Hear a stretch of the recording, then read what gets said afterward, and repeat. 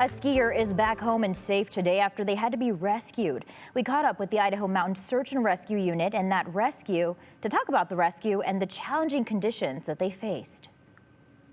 On Monday night, Idaho Mountain Search and Rescue Unit Coordinator Ron Christensen got a call from the Boise County Sheriff's Office. A skier had traveled out of bounds on the backside of Bogus Basin and was missing. So we responded with 15 members.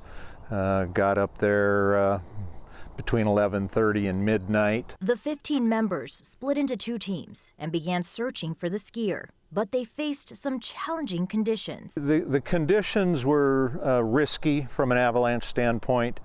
You know, the recent snow that's been received up there.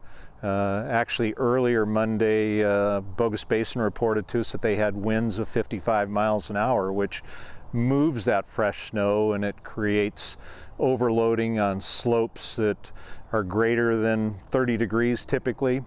The terrain that we were working in was a lot of it in excess of that 30 degrees, so we stayed out of that as much as possible. While one team followed the skier's tracks, We had another team on the other side of the canyon. They were kind of working up along the rib. Eventually, they found him. Both teams were yelling out our subject's name, and ultimately we had one team have audible contact with the subject. It was very faint. Using mapping software, the team studied the terrain and mapped out the best route to get down to the area where the skier was. A route Ron said was still on the risky side of the avalanche. When we actually had visual contact with our subject, then we sent 2 members down only to get to him, to assess him, to help bring him up out of that canyon to a point where we could get him in a safe zone to warm him, to hydrate him. Ron says while the skier lost his skis after getting caught in a small avalanche himself,